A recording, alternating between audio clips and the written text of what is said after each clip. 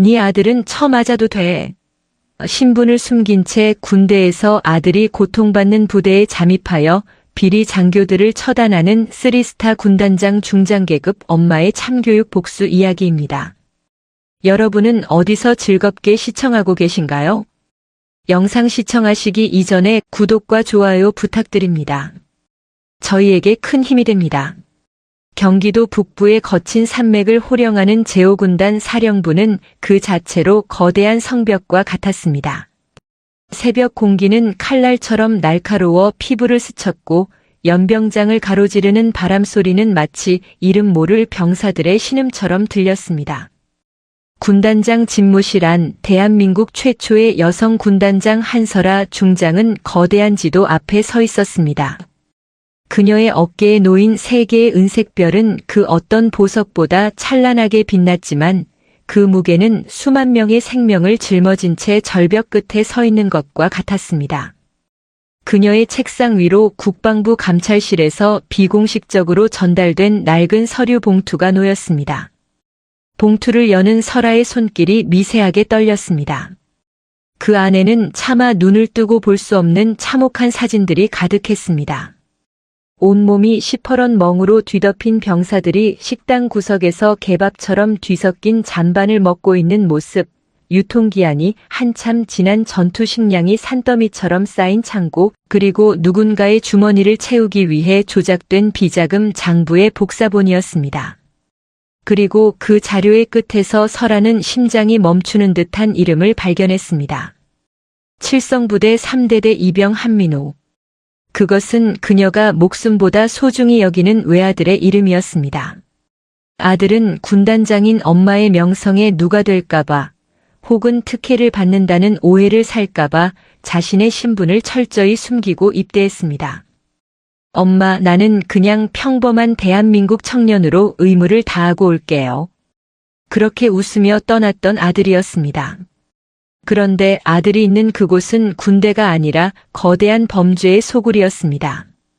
대대장 박건태 중령은 부대를 자신의 사유지처럼 다스리며 병사들을 노예처럼 부리고 있었습니다. 설아는 가슴이 찢어지는 고통을 느꼈습니다. 군단장으로서 부하들을 제대로 살피지 못한 자책감과 어머니로서 아들을 지옥에 밀어넣었다는 죄책감이 그녀를 덮쳤습니다. 하지만 그녀는 무너지지 않았습니다. 설아는 책상을 강하게 내리치며 비서실장을 불렀습니다. 지금 당장 국방부 특수감찰단을 구성하라. 명분은 전 부대 정기 검열이다. 하지만 진짜 목적은 칠성부대 3대대다. 그리고 내 신분은 철저히 감춘다. 나는 본부에서 파견된 소령 계급의 감찰관으로 합류하겠다. 비서실장은 경악하며 그녀를 만류했습니다. 군단장님, 그것은 너무 위험합니다. 현장의 반발이 만만치 않을 것입니다. 하지만 설아의 눈빛은 이미 타오르는 불길과 같았습니다. 내 부하들이 썩어가는 음식물을 먹고 내 아들이 피눈물을 흘리고 있다. 군단장이 체면을 차리느라 현장을 외면한다면 나는 이 별을 달 자격이 없다. 당장 준비하라. 설아는 화려한 장군의 정복을 벗었습니다. 대신 먼지 묻은 전투복을 입고 소령 계급장을 달았습니다. 거울 속의 자신을 향해 그녀는 나지막이 은조렸습니다. 민우야, 엄마가 간다. 조금만 버텨다오. 대한민국 육군 중장 한설아가 아닌 아들을 구하려는 어머니이자 정의를 집행하는 심판관의 출격이었습니다. 칠성부대 3대대의 정문은 음산한 기운을 내뿜고 있었습니다. 설아를 포함한 5명의 감찰단이 위병소를 통과할 때 초소병들의 눈빛은 공포와 경계심으로 가득 차 있었습니다. 부대 내부로 들어서자마자 코끝을 찌르는 것은 쾌쾌한 곰팡이 냄새와 정체 모를 악취였습니다. 연병장 한쪽에서는 병사들이 뙤약볕 아래에서 보호장구도 없이 무리한 작업에 동원되고 있었습니다. 그들의 얼굴은 흙먼지로 범벅이 되어 있었고 눈동자에는 생기가 하나도 없었습니다. 대대 본부 건물 2층으로 올라가자 화려하게 꾸며진 대대장실이 나타났습니다. 문을 열고 들어가니 대대장 박건태 중령이 소파에 길게 누워 텔레비전을 보고 있었습니다. 감찰단이 들어왔음에도 그는 일어날 생각조차 하지 않았습니다. 오히려 소령 계급장을 단 설아를 훑어보더니 비릿한 웃음을 지었습니다. 아니, 국방부에서 대단한 분들이 오신다기에 기다렸더니 어디서 이런 계집애 같은 소령을 보냈나? 이봐, 한 소령이라고 했나? 자네가 뭘 안다고 여길 조사하겠다는 거야? 박건태의 말투는 거칠고 무례했습니다. 그는 이미 상급 부대에 연관된 세력들에게 손을 써두었기에 감찰 따위는 우스웠던 것입니다. 설아는 차가운 표정으로 서류철을 내밀며 말했습니다. 대대장님, 언행에 주의해 주십시오. 우리는 정당한 명령을 받고 온 감찰단입니다. 지금 당장 부대 운영 자금 집행 내역과 병사들의 건강 기록부를 제출하십시오. 박건태는 껄껄 웃으며 담배를 피워 물었습니다. 담배 연기가 설아의 얼굴을 향해 흩어졌습니다. 이봐, 여군 소령. 자네가 본청에서 서류나 만지다 보니까 상황 파악이 안 되나 본데 여기는 야전이야. 여기서는 내 말이 곧 법이고 내 주먹이 규정이야. 괜히 헛물 켜지 말고 적당히 식사나 하고 돌아가라고. 여자가 군복 입고 돌아다니는 것도 보기 흉하니까 말이야. 설아는 주먹을 꽉 쥐었습니다. 당장이라도 이자의 목을 비틀어버리고 싶었지만 더 큰 비리의 뿌리를 뽑기 위해 참아야 했습니다. 그녀는 감찰단을 이끌고 병사들의 생활관으로 향했습니다. 그곳에서 설아는 마침내 아들 민우를 발견했습니다. 하지만 아들의 모습은 참혹했습니다. 민우는 관물대 옆에 무릎을 꿇고 앉아 선임병들의 구화를 닦고 있었습니다. 아들의 손등은 동상과 매질로 터져 있었고 왼쪽 눈가는 시퍼렇게 멍이 들어 부어올랐습니다. 설아는 가슴이 무너져 내렸습니다. 아들과 눈이 마주친 순간 민우의 눈동자가 흔들렸습니다. 엄마라는 말이 입술 끝까지 차올랐을 테지만 아들은 필사적으로 고개를 숙였습니다. 설아는 떨리는 목소리를 간신히 억누르며 아들에게 물었습니다. 병사, 그 얼굴의 상처는 어떻게 된 것인가? 민우는 대답하지 못한 채 부들부들 떨기만 했습니다. 그때 박건태가 뒤에서 나타나 민우의 머리를 군화발로 툭 쳤습니다. 아, 이 녀석 말인가? 훈련하다가 지 혼자 넘어진 고문관이야. 한소령, 이런 쓸모없는 놈한테 신경 꺼. 우리 대대에는 이런 쓰레기들이 좀 많아서 내가 아주 고생이 많거든. 설아의 눈에서 불꽃이 튀었습니다. 그녀는 박건태를 정면으로 응시하며 선언했습니다. 오늘 밤 이 부대의 모든 창고와 지하시설을 전수조사하겠습니다. 대대장님도 동행하셔야 할 겁니다. 박건태의 안색이 순식간에 험악하게 변했습니다. 그는 설아의 턱 밑까지 다가와 나지막하게 으르렁거렸습니다. 좋아, 어디 한번 끝까지 가보자고. 내년이 여기서 살아나갈 수 있을지 궁금하군. 어둠이 짙게 깔린 한밤중 부대의 공기는 폭발 직전의 화약꽃처럼 팽팽했습니다.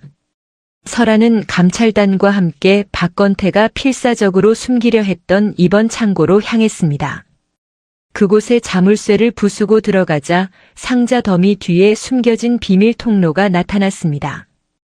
통로 끝에는 각종 비리 장부와 병사들을 폭행할 때 사용한 도구들, 그리고 충격적이게도 마약류로 분류되는 진통제들이 가득했습니다. 이게 다 무엇입니까, 박건태 중령?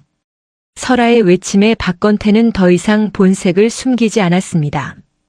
그는 미리 대기시켜둔 자신의 측근 부사관들과 무장 병사들을 불러 모았습니다. 순식간에 설아와 감찰단은 포위되었습니다. 박건태는 광기 어린 눈으로 설아를 노려보며 다가왔습니다. 내년이 결국 보지 말아야 할 것을 봤구나. 여기서 너 하나 죽여서 산에 묻어버리는 건 일도 아니야. 감찰단? 너희가 여기서 죽으면 북한군의 도발로 위장하면 그만이지. 박건태는 갑자기 손을 뻗어 설아의 머리채를 거칠게 잡아챘습니다. 아! 설아의 고개가 뒤로 꺾였습니다. 박건태는 설아의 머리카락을 칭칭 감아 쥐고는 그녀의 얼굴을 자신의 코앞까지 끌어당겼습니다. 야, 이년아. 내가 소령 계급장 달고 오니까 세상이 다 내 것 같지? 여군년이 어디서 감히 대대장님한테 대들어? 너 같은 건 군인이 아니라 그냥 내 놀이개일 뿐이야. 그는 설아의 뺨을 거칠게 내리쳤습니다. 찰진 타격음과 함께 설아의 입가에서 붉은 피가 흘러내렸습니다. 박건태는 멈추지 않고 설아의 머리를 흔들며 윽박질렀습니다. 말해봐. 누가 시켰어? 군단에서 누가 너 보냈냐고. 이 핫바리 같은 년이 머리통이 깨져봐야 정신을 차리겠나. 설아는 머리카락이 뽑혀나가는 고통 속에서도 눈을 부릅떴습니다. 그녀의 눈에는 두려움 대신 서늘한 살기가 감돌았습니다. 그녀는 피 섞인 침을 박건태의 얼굴에 뱉으며 차갑게 웃었습니다. 박건태, 너는 오늘 죽어서도 용서받지 못할 죄를 지었다. 뭐? 2년이 끝까지. 박건태가 다시 주먹을 휘두르려는 찰나 설아의 몸이 전광석화처럼 움직였습니다. 그녀는 박건태의 손목을 낚아채 비틀어 버렸습니다. 우두둑 소리와 함께 박건태의 비명이 지하 창고를 가득 채웠습니다. 설아는 그대로 박건태의 복부에 강력한 무릎치기를 날렸습니다. 박건태는 숨도 쉬지 못한 채 바닥을 굴렀습니다. 설아는 헝클어진 머리를 거칠게 쓸어넘기며 품 안에서 무전기를 꺼냈습니다. 코드 제로 발동. 군단 사령부 직할 헌병대 및 특전사 예비대, 지금 당장 진입하라. 대항하는 자는 반역자로 간주하고 즉각 사살해도 좋다. 그녀의 말이 끝나기가 무섭게 부대 하늘 위로 수십 대의 헬기가 나타났습니다. 부대의 담벼락을 부수고 거대한 장갑차들이 밀려들어왔습니다. 수백 명의 무장 병력이 지하 창고를 포위했고 박건태의 부하들은 겁에 질려 무기를 버리고 무릎을 꿇었습니다. 설아는 바닥에서 신음하는 박건태의 머리채를 거꾸로 잡아 올렸습니다. 그리고 자신의 전투복 상의를 거칠게 벗어 던졌습니다. 그 안에는 3개의 은색 별이 찬란하게 빛나는 중장 계급장의 티셔츠가 드러났습니다. 내가 그토록 무시하던 핫바리 여군 소령이 바로 이 군단을 책임지는 군단장 한설아다. 내 부하들을 짓밟고 내 아들의 눈에 눈물을 내게 한 대가가 무엇인지 똑똑히 보여주마. 박건태는 믿기지 않는다는 표정으로 설아를 바라보다가 그대로 혼절해버렸습니다. 설아는 아들 민우에게 달려갔습니다. 아들을 품에 안은 그녀의 눈에서 참았던 눈물이 터져나왔습니다. 미안하다 민우야. 엄마가 너무 늦었지? 민우는 엄마의 품에서 서럽게 울음을 터뜨렸습니다. 그날 밤 칠성부대 3대대의 비리는 세상에 낱낱이 공개되었고 설아는 군의 기강을 바로잡기 위한 대대적인 숙청을 시작했습니다. 이것은 끝이 아니라 거대한 악의 몸통을 찾아가는 기나긴 전쟁의 서막이었습니다. 박건태 중령이 처참하게 무너진 지하 창고 위로 서늘한 달빛이 쏟아졌습니다. 군단 사령부에서 급파된 특수부대원들이 대대 전체를 완전히 장악하며 상황은 새로운 국면에 접어들었습니다. 하지만 이것은 시작에 불과했습니다. 박건태라는 피라미 뒤에 숨은 거대한 몸통이 서서히 움직이기 시작했기 때문입니다. 한설아 중장은 아들 민우를 군단 의료대로 긴급 후송시킨 뒤 헝클어진 머리를 단정히 묶고 다시금 강인한 지휘관의 모습으로 돌아왔습니다. 그녀의 눈빛은 이제 단순한 분노를 넘어 서슬퍼런 심판의 칼날이 되어 있었습니다. 그때 부대 정문으로 요란한 경적 소리와 함께 수십 대의 차량이 들이닥쳤습니다. 차에서 내린 인물은 이 구역을 관할하는 여단장 최칠성 준장이었습니다. 그는 박건태와 오랜 시간 유착 관계를 맺어온 인물로 자신의 아내가 위태로워지자 직접 현장을 덮치러 온 것이었습니다.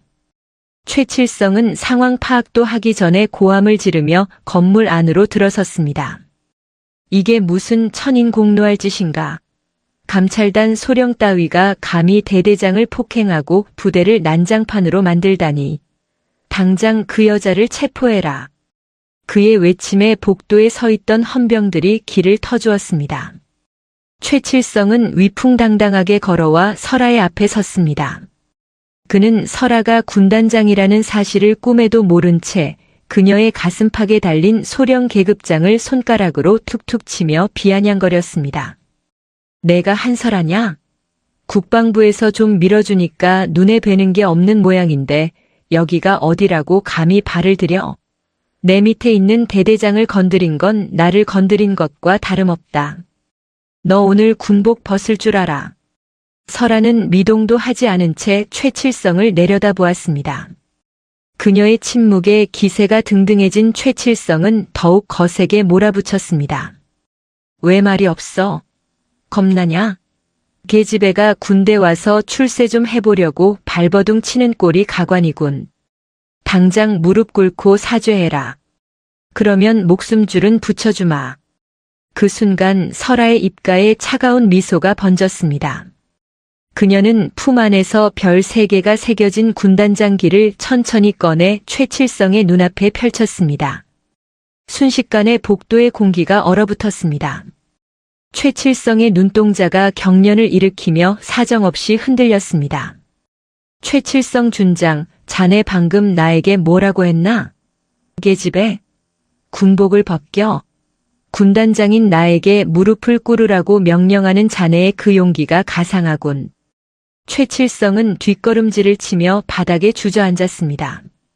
그의 얼굴은 핏기가 사라져 하얗게 질렸습니다. 군단장님?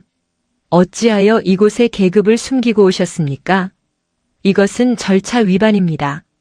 설아는 최칠성의 멱살을 잡아채 그를 강제로 일으켜 세웠습니다. 그리고는 짐승처럼 낮은 목소리로 그의 귓가에 대고 말했습니다. 절차? 내 부하들이 내 놈들의 비리 때문에 썩은 밥을 먹고 매를 맞으며 죽어갈 때 자네는 어느 절차를 지키고 있었나?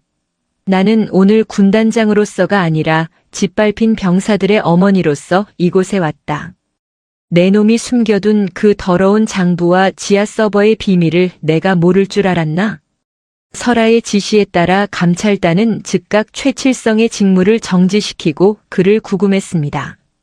하지만 승리는 아직 멀었습니다. 최칠성이 체포되는 순간 부대 내 통신망이 일제히 차단되었고 누군가 지하 서버의 데이터를 강제로 삭제하기 시작했습니다. 설아는 직감했습니다. 이 부대 안에 아직 밝혀지지 않은 배신자가 숨어 있다는 사실을 말입니다.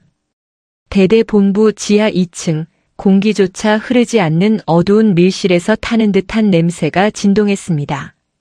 누군가 증거를 인멸하기 위해 주요 전산 장비에 불을 지른 것이 분명했습니다. 설아는 직접 방독면을 쓰고 불길 속으로 뛰어들었습니다. 주위의 만류에도 불구하고 그녀는 단 하나의 증거라도 더 확보하기 위해 몸을 던졌습니다. 연기 속에서 그녀가 발견한 것은 창고 2번지라고 적힌 낡은 철제 보관함이었습니다. 보관함 안에는 훈련 중 사망하거나 심각한 부상을 입었음에도 불구하고 단순 사고로 처리된 병사들의 명단이 빼곡히 적혀 있었습니다. 그 명단 속에는 민우의 동기였던 정우석 상병의 이름도 있었습니다. 우석은 죽기 전 민우에게 창고 2번지 서류 더미 밑을 찾아라라는 유언 같은 말을 남겼던 인물이었습니다. 설아가 서류를 챙겨 나오려는 찰나 뒤에서 차가운 금속의 감촉이 그녀의 머리에 닿았습니다. 거기까지입니다, 군단장님. 그 서류는 저에게 주시죠. 설아의 등 뒤에 서 있는 사람은 다름 아닌 그녀가 가장 신뢰했던 감찰단 요원 김소령이었습니다. 그는 여단장 최칠성과 내통하며 감찰단의 일거수일투족을 보고해온 내부 배신자였습니다. 설아는 천천히 뒤를 돌아보며 김소령을 응시했습니다. 김소령, 자네마저 나를 배신하는가? 우리가 함께 맹세했던 군인의 명예는 어디로 갔나? 김소령의 눈에는 광기가 서려 있었습니다. 명예. 장군님은 태어날 때부터 금수저라 모르시겠지만 저 같은 놈들은 줄을 잘 서지 않으면 평생 진급도 못하고 썩어갑니다. 최 여단장님이 약속하셨습니다. 이번 일만 잘 마무리되면 제 앞길을 열어주겠다고요. 그러니 순순히 서류를 넘기십시오. 설아는 비릿한 웃음을 지으며 한 걸음 앞으로 다가갔습니다. 내 앞길을 막는 자는 누구든 용서하지 않는다. 그것이 내가 믿어온 부하라 할지라도. 김소령이 방아쇠를 당기려는 순간 설아는 전광석화처럼 그의 팔목을 쳐냈습니다. 권총이 바닥으로 떨어지며 둔탁한 소리를 냈고 두 사람의 격렬한 몸싸움이 시작되었습니다. 설아는 특전사 시절 익혔던 실전 무술을 유감없이 발휘했습니다. 그녀의 발차기가 김소령의 명치를 가격했고 이어진 팔꿈치 공격이 그의 턱을 강타했습니다. 김소령은 비명도 지르지 못한 채 벽에 부딪혀 정신을 잃었습니다. 설아는 바닥에 떨어진 권총을 집어들고 차갑게 말했습니다. 군인의 길을 버린 자에게 남은 것은 비참한 최후뿐이다. 그때 지하 창고 저 멀리서 거대한 폭발음이 들려왔습니다. 박건태의 추종 세력들이 증거가 담긴 지하 서버를 통째로 날려버리기 위해 폭발물을 설치한 것이었습니다. 건물이 흔들리고 천장에서 흙더미가 쏟아져 내렸습니다. 설아는 서류 뭉치를 품에 꼭 안은 채 무너져 내리는 통로를 달리기 시작했습니다. 죽음의 문턱을 넘나드는 긴박한 순간 속에서도 그녀의 머릿속에는 오직 하나, 진실을 밝혀야 한다는 일념뿐이었습니다. 가까스로 지하를 빠져나온 설아의 앞에는 처참하게 파괴된 부대의 모습이 펼쳐져 있었습니다. 하지만 그녀의 손에는 결정적인 증거가 들려 있었습니다. 지하 서버는 파괴되었지만 설아가 미리 설치해 두었던 자동 복구 장치가 가동되며 삭제되던 영상들이 군단 사령부 서버로 실시간 전송되고 있었던 것입니다. 연병장에 집결한 전 병사들 앞에서 대형 화면이 켜졌습니다. 그 안에는 여단장 최칠성이 박건태에게 병사들을 폭행하라고 직접 지시하는 음성과 훈련병들의 고통스러운 비명 소리가 생생하게 담겨 있었습니다. 부대는 충격에 휩싸였습니다. 병사들은 그동안 자신들을 괴롭혔던 악마들의 실체를 마주하며 분노의 눈물을 흘렸습니다. 최칠성은 여전히 발악하며 소리쳤습니다. 저건 조작된 영상이다. 군단장이 권력을 남용해서 나를 함정에 빠뜨린 거야. 다들 속지 마라. 그때 의료대에서 치료를 받던 민우가 휠체어를 타고 연병장 중앙으로 나왔습니다. 민우의 몸은 여전히 상처투성이었지만 그의 눈빛은 그 어느 때보다 단단했습니다. 민우는 마이크를 잡고 떨리는 목소리로 증언하기 시작했습니다. 저는 이곳에서 인간이기를 포기한 짐승들을 보았습니다. 제 동료들이 굶주림에 허덕일 때 저들은 고기를 구워 먹었고 우리가 추위에 떨 때 저들은 따뜻한 방에서 웃고 있었습니다. 저는 군단장의 아들이기 전에 대한민국 육군의 일병으로서 이 자리에 섰습니다. 진실은 삭제될 수 없습니다. 민우의 증언이 끝나자 병사들 사이에서 거대한 함성이 터져 나왔습니다. 더 이상 그들을 억누르던 공포는 존재하지 않았습니다. 설아는 단상 위로 올라가 최칠성과 박건태를 내려다보았습니다. 그녀는 허리춤에서 지휘관의 상징인 삼정검을 꺼내 그들의 발밑에 꽂았습니다. 너희는 이 검의 의미를 모른다. 국가와 국민을 지키라는 이 검이 오늘 너희들의 목을 겨누는 칼날이 될 것이다. 전원 파면 및 무기징역을 구형한다. 또한 이들의 뒤를 봐주었던 국방부 내부의 배신자들도 단 한 명도 빠짐없이 찾아내어 처단할 것이다. 설아의 선언과 함께 국방부 수사관들이 진입하여 최칠성의 계급장을 뜯어냈습니다. 한때 이 부대의 왕으로 군림했던 자들의 비참한 퇴장이었습니다. 설아는 단상에서 내려와 아들 민우에게 다가갔습니다. 그녀는 아들의 거친 손을 잡고 가만히 속삭였습니다. 고생했다, 민우야. 이제 엄마가 아니라 군단장으로서 약속하마. 다시는 이런 지옥이 반복되지 않게 하겠다고. 민우는 엄마의 손을 꼭 맞잡으며 희미하게 미소 지었습니다. 두 사람의 모습 위로 칠성부대의 새로운 아침 해가 떠오르고 있었습니다. 하지만 이것으로 끝이 아니었습니다. 지하 서버에서 복원되던 마지막 영상 속에는 국방부 고위층의 인물이 최칠성에게 은밀한 지시를 내리는 모습이 담겨 있었습니다. 설아는 깨달았습니다. 이제 그녀가 상대해야 할 적은 부대 안에 있는 것이 아니라 대한민국의 심장부에 도사리고 있다는 사실을 말입니다. 새벽의 한기가 칠성부대 연병장을 무겁게 짓누르고 있었습니다. 박건태 중령과 최칠성 준장이 헌병대에 끌려가며 내뱉은 저주는 허공에 흩어졌지만 그들이 남긴 비리의 잔재는 여전히 부대 곳곳에 독버섯처럼 퍼져 있었습니다. 한설아 중장은 잠시도 쉴 틈이 없었습니다. 그녀는 아들 민우의 수술 소식을 전해 듣고서야 비로소 참았던 한숨을 내쉬었지만 곧바로 본부로부터 날아온 긴급 소환 명령서를 마주해야 했습니다. 군단장님, 이것은 함정입니다. 국방부 장관 직속의 특별수사단이 이미 사령부로 들이닥쳤다고 합니다. 최칠성의 뒤를 봐주던 세력들이 장군님을 직권 남용과 하극상으로 엮으려 하고 있습니다. 비서실장의 목소리는 떨리고 있었습니다. 하지만 설아는 차분하게 정복의 단추를 채웠습니다. 그녀의 가슴에 달린 훈장들이 창백한 새벽빛을 받아 번뜩였습니다. 함정이라면 기꺼이 들어가 주지. 그들이 나를 끌어내리려 할수록 그들 스스로가 파놓은 무덤은 더 깊어질 뿐이다. 민우를 지키는 것은 이제 군단 사령부 특전 예비대에게 맡긴다. 단 한 명의 접근도 허용하지 마라. 설아는 검은색 관용차에 올랐습니다. 사령부로 향하는 길은 평소보다 멀고 험하게 느껴졌습니다. 국방부 본부 건물에 도착하자마자 그녀를 맞이한 것은 환영의 인사가 아닌 무장한 헌병들의 차가운 시선이었습니다. 회의실 문이 열리자 그곳에는 국방부 차관을 비롯한 군 고위층 세력들이 도열해 있었습니다. 그들의 중심에는 이번 비리의 몸통이라 의심되는 김영석 대장이 앉아 있었습니다. 한설아 중장, 자네가 드디어 미친 모양이군. 아무리 군단장이라 해도 절차를 무시하고 여단장과 대대장을 임의로 구금하다니. 이건 명백한 군기문란이자 반란 행위다. 자네의 보직을 해임하고 현 시간부로 구속을 명한다. 김영석의 목소리는 오만함으로 가득했습니다. 그는 설아의 눈앞에 가짜로 꾸며진 징계 서류를 내밀었습니다.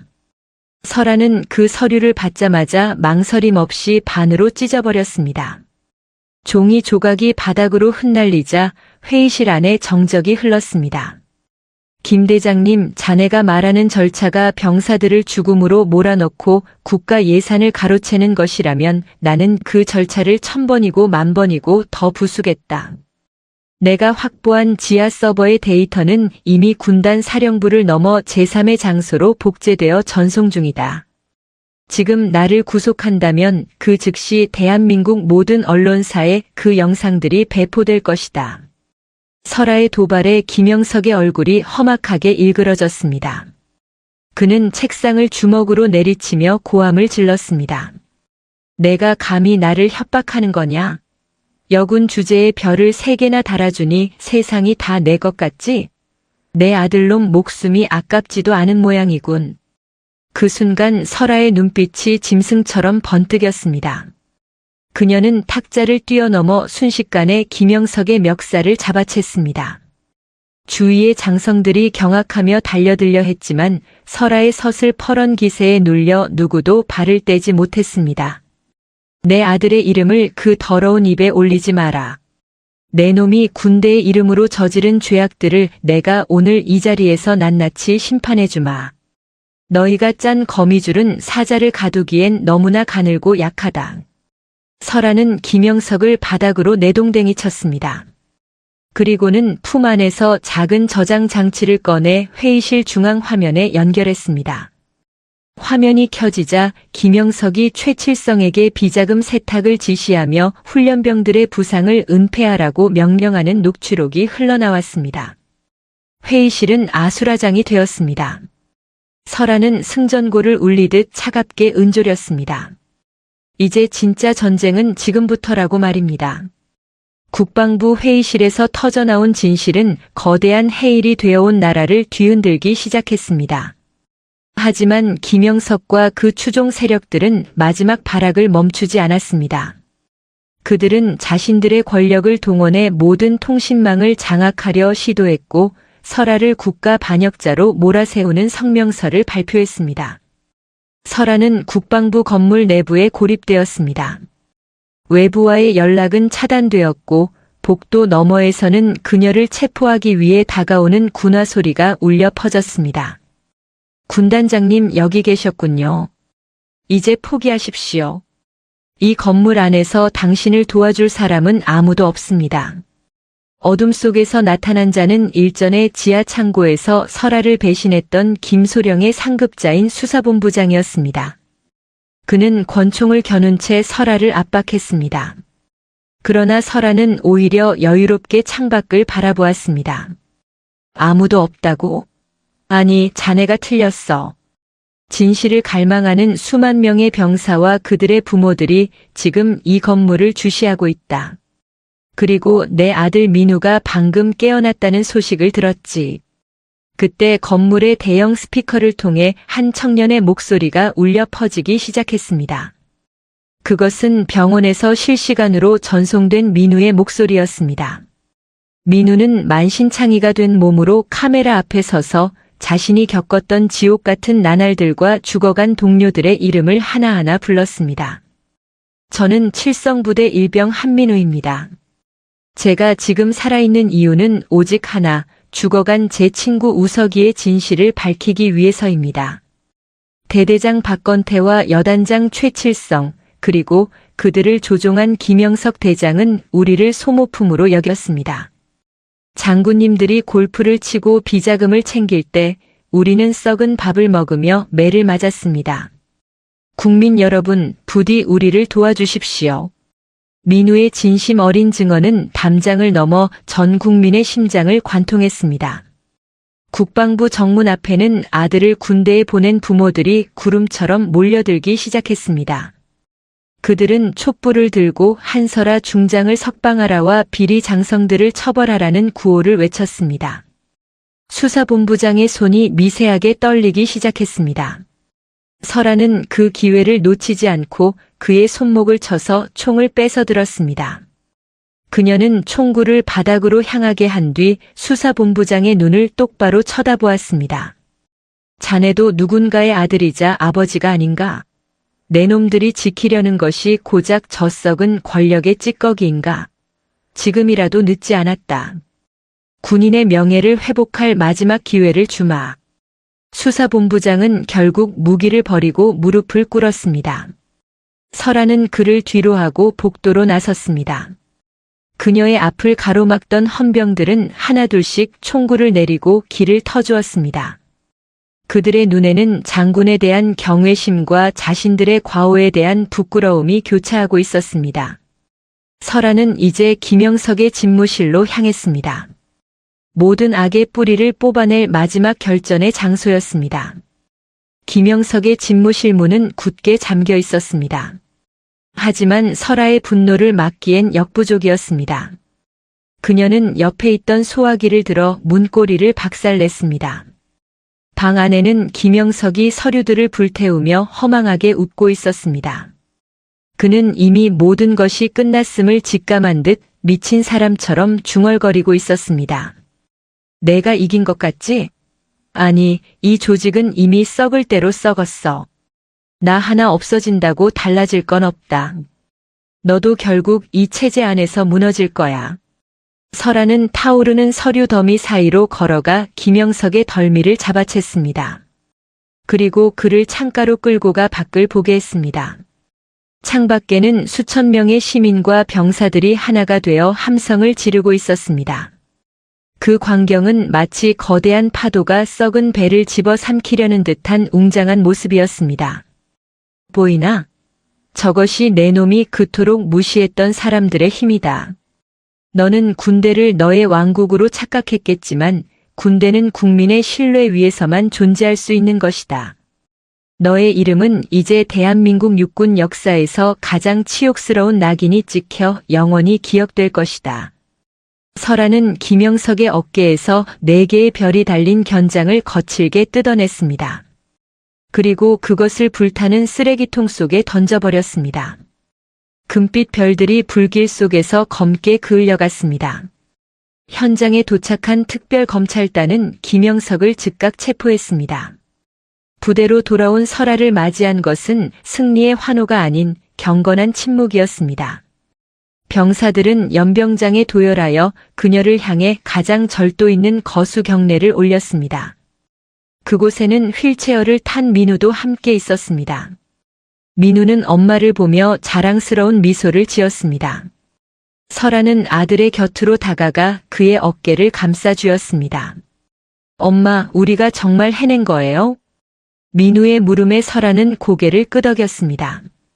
하지만 그녀의 눈은 여전히 먼 곳을 응시하고 있었습니다.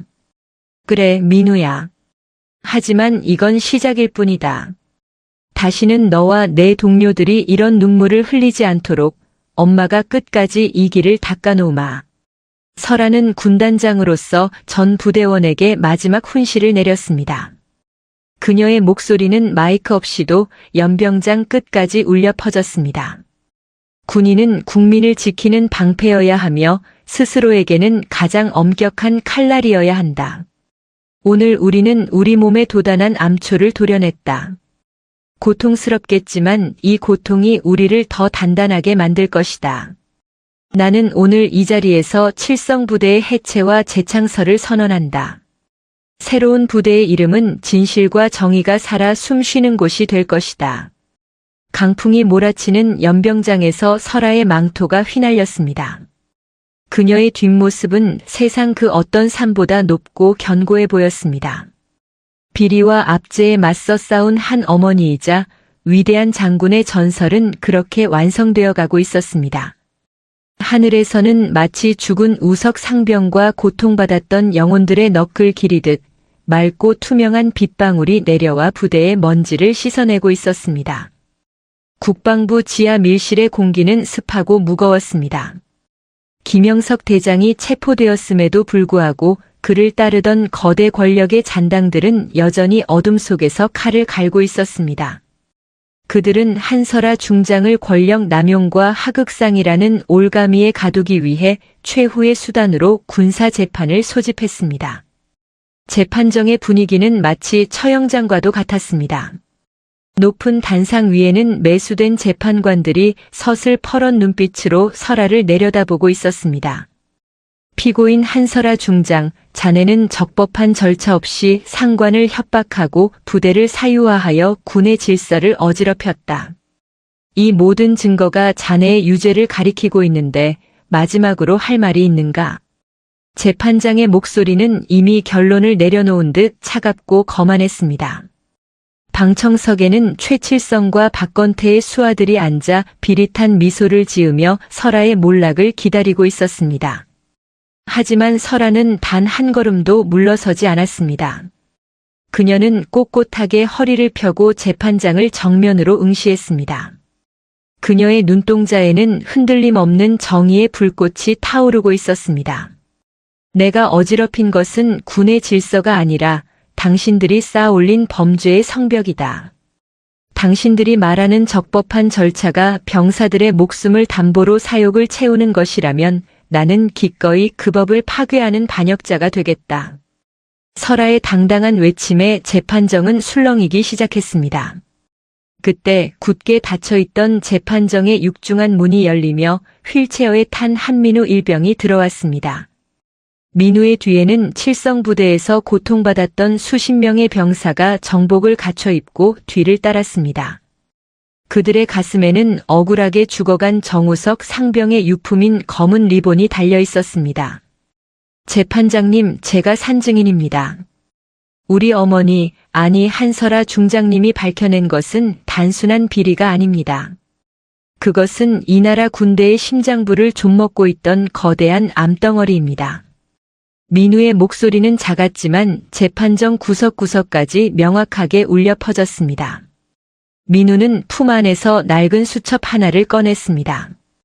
그것은 정우석 상병이 죽기 직전까지 기록했던 비리 세력들의 은밀한 회합 장소와 자금 흐름이 적힌 피 묻은 일기였습니다. 재판관들의 얼굴이 순식간에 흑빛으로 변했습니다. 그 수첩 안에는 지금 단상 위에 앉아있는 재판관들의 이름까지 적혀 있었기 때문입니다. 설아는 그 기회를 놓치지 않고 준비해온 마지막 저장 매체를 가동했습니다. 화면에는 김영석 대장이 재판관들에게 거액의 뇌물을 건네며 이번 재판의 결과를 조작하라고 지시하는 영상이 선명하게 나타났습니다. 재판정은 순식간에 아수라장이 되었습니다. 설아는 단상으로 성큼성큼 걸어가 재판장의 앞에 섰습니다. 이제 누가 피고인인지 알겠나? 당신들의 법정은 끝났다. 이제 국민의 법정이 시작될 것이다. 재판정 밖으로 터져나온 진실은 거대한 해일이 되어 대한민국 전역을 덮쳤습니다. 분노한 국민들은 국방부 정문 앞에 인산인해를 이루었고 정직한 군인들은 하나둘씩 설아의 곁으로 모여들기 시작했습니다. 설아는 이제 방어자가 아닌 공세자로 전환했습니다. 그녀는 군단 사령부 특수임무대를 직접 지휘하여 비리 세력들의 은밀한 은신처를 하나하나 타격하기 시작했습니다. 모든 통로를 차단하라. 단 한 명의 배신자도 이 건물을 빠져나가지 못하게 하라. 우리는 오늘 군의 명예를 더럽힌 자들을 역사의 뒤안길로 보낼 것이다. 설아의 지휘 아래 특수임무대원들은 전광석화처럼 움직였습니다. 김영석의 최측근들이 숨겨두었던 해외 비자금 계좌와 무기 밀매 서류들이 속속들이 확보되었습니다. 그 과정에서 저항하는 무장 세력들과의 치열한 교전이 벌어지기도 했지만 정의감으로 뭉친 설아의 부하들을 막을 수는 없었습니다. 한편 병원에서 회복 중이던 민우는 자신을 찾아온 기자들 앞에서 마지막 인터뷰를 진행했습니다.